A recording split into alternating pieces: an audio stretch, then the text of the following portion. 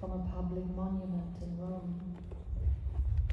I'm still not sure why it was suddenly there, or why I took it, but I now believe that it must have happened during a visit of the Forum Romanum.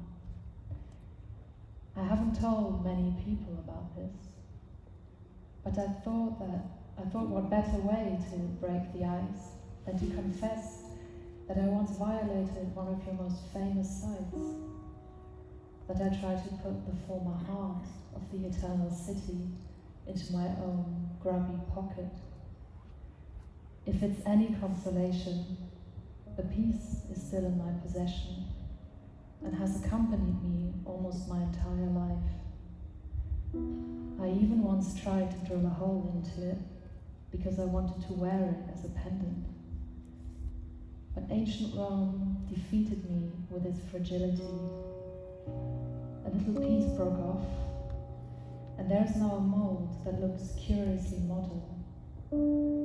I feel even guiltier whenever I think about this added violation, as if the successful transformation of this piece of world heritage into a makeshift pendant on a leather string would somehow have rectified the situation, as if I could have claimed its beauty.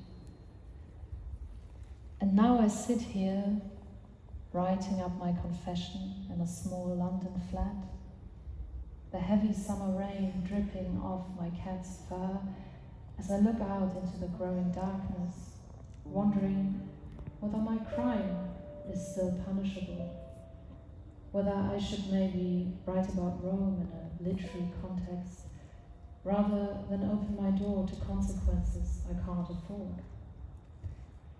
But then maybe a stint in an Italian prison could serve as a nice distraction from the boring habits we have all been forced into over the past year. I could finally learn to speak the language properly and see some new faces. And for someone who grew up in Germany and was raised on police officers in depressingly ugly green uniforms and yellow shirts, those Italian law enforcers with their sensual red stripes are not without appeal. But I don't even know whether I will be able to read this in front of an actual audience, whether it will be on a screen or nothing at all.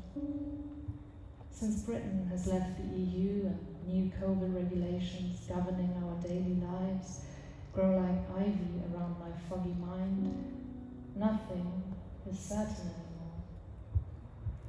What once seemed like a natural part of our hedonism, taking a plane to Rome, now seems like an extraordinary event, something that I don't really allow myself to think about, because after more than a year of cancelled plans, endless flight vouchers and closed borders, even the smallest trip, taking a different bus or meeting a new person, need careful consideration. Our lives have become small.